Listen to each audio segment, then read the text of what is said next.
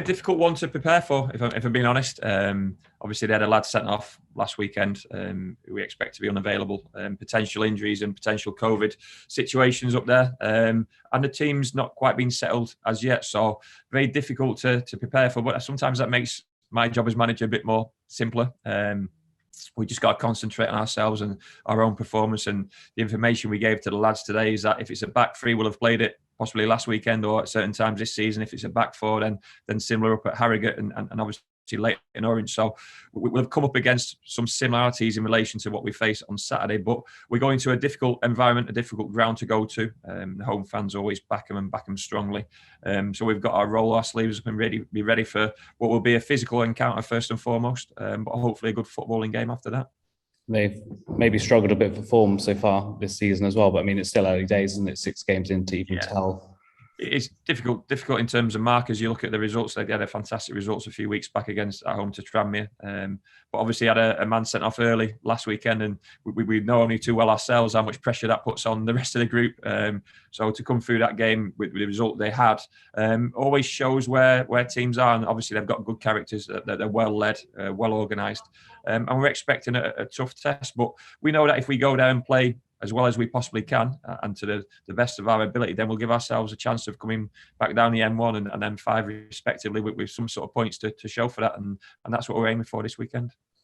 It's just 1 defeat so far this season, and we are 4 unbeaten, and admittedly a few of those have been draws as well. I mean, it's important to start turning some of those draws into wins. Yeah, I mean, you look at the context behind some of those draws, and we played a very good team at the weekend. I still expected more in terms of the group's performance, but you might be content with a draw. And then for 45, 50 minutes the week before, with 10 men having gone a goal down, so you'd certainly take a draw in that position. But we know come the end of the season that draws don't help your cause too much.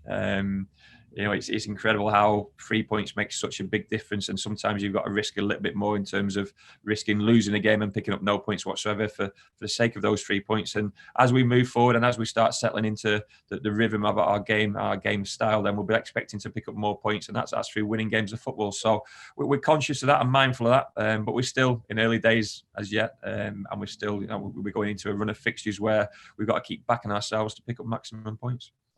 A player who missed out late on last week is Giovanni Brown. Is he likely to be closer to returning to action this weekend? We'll assess him tomorrow morning. For the first time, he's done a little bit with the group today.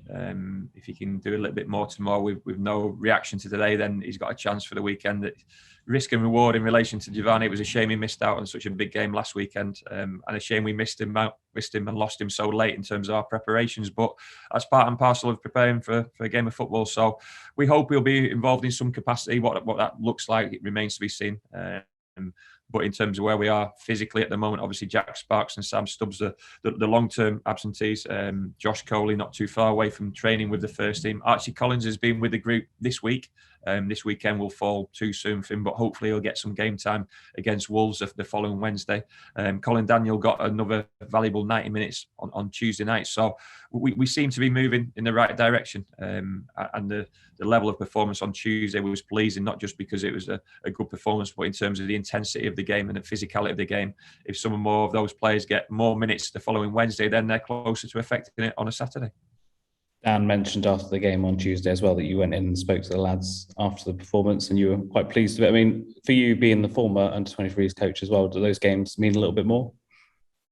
The importance of these games can't be underestimated, regardless of myself or Dan Green. It's all about the players' development, the players' experience, the players' pathway, putting them in the public eye, and giving them proper competition as well, and playing against Cat 1 23 squads who prepare and train on their own all the time is always a good marker. But they get marked, or we see them in competition every day with our first team.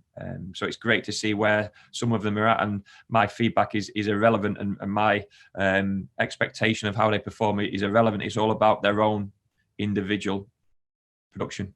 And on Tuesday night, we learned a little bit more about some of those players, and we'll learn a little bit more tomorrow in training. We'll learn a little bit more next Wednesday in the game.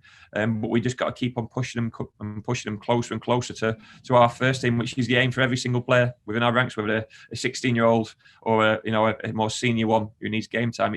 The main priority for a professional football is to be available and selectable for the first team.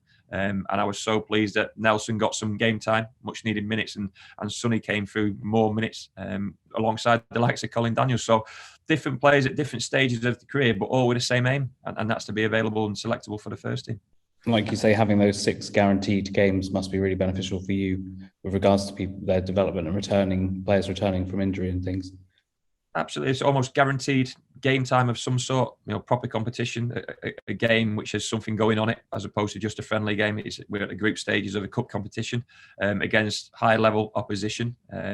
And good facilities, always played at a stadium as well, and the public are there to see it as well. So as close to maybe a leasing game as we can get to, or a cup game with the first team as we can possibly recreate, really. And that's all we're trying to do. We try and do it on a daily basis in training, trying to recreate first team scenarios and first team competitions and first team encounters. And the more the younger players get experience of that, the benefit. That's why if they're not close to the first team with ourselves, they go out on loan. Whether that's the non-league scene, whatever level that is, they get experience from it, and they get game time, and they get exposure, and that's why that result at Plymouth was so important. Just looking at Cam Dawson now as well. I mean, he was voted fans player of the month after a strong August. I think that probably says a lot about how well he's fitted into the team and him as a player, doesn't it? Yeah, look, he's had a strong start to his Exeter City career. Visibly impressive in terms of big moments and big saves, but privately very impressive in terms of the training ground and the changing room. Very good character, very strong character, very positive character, and someone who leads the group in a different way, without being captain, without being an outfield player. A natural leader. I'd probably put him in that category. So we're delighted to have Cam. We've got him here. We had to wait a little while in terms of recruiting that position of goalkeeper, but what a good signing hopefully it's going to turn out to be. And the big challenge for him now is to keep improving. He's obviously had a very good start. Now, if he can get any better on that, then he'll be an outstanding goalkeeper at this level. But keeping him grounded and keeping him level and keeping him doing the right things is vitally important. And it seems he's got a good relationship with Scott Brown, who's settled in really well into that goalkeeping department and heading up the goalkeeping role as goalkeeper coach. And we've got a good group of goalkeepers working hard every day. Who joined us just before deadline day was Carl Taylor as well. Was straight into the action last weekend. I mean, how excited have you been about what you've seen from him in training and everything as we get going? Yeah, look, the more time he spends with us, the better he'll get. It was tough for him, and it was a decision I had to make in terms of throwing him straight in, because obviously Nigel's previous injury and Harry Kite's suspension, and actually Colin's not quite been available as yet. I feel he performed pretty well, but he'll only get better. We know why we brought him to this football club, and we've seen that in training this week. And like I say, the more game time he gets and the more time he spends within our ranks, he'll keep on improving. And he's another young player, dropping down from a certain level of football, but with the hope and the expectation, see that he improves again and takes his game to new levels. So hopefully he's settling in pretty well. Hopefully he's integrating with the group. The first signs are that he's doing that really well. And we'll see more again this weekend from him. Just finally as well, I mean, we're a few games in now, but just how good has it been seeing the away end full of City fans again now for the first time in 18 months? Oh, don't ask me. Ask Josh Key when that goal went in off his knee at Harrogate. Ask him what it was like to run away and to celebrate, and ask the fans as well, because I'm 60, 70 yards away, and privately, as happy as I am, I'm different in terms of my celebrations. But watch Josh Key's celebration and watch your away fans' celebration. That's what it's all about. I mean, they saw us go down to 10 men and concede that penalty, and felt a little bit hard done by going in at half time. But to support us through that second half period and then be rewarded with that moment, then hopefully they'll be gone home thinking about that moment, and hopefully we can recreate that and get those moments more in a positive manner in relation to more goals and more 3 points for those away fans. But it's great because they were right on top of us. They were right next to our change room at Harrogate, and they won't be too far away when we go to Scunthorpe. And we're always well supported, second to none at this level. And the noise they make is equalled as well. And we'll need them because we know how difficult it is to go to Scunthorpe.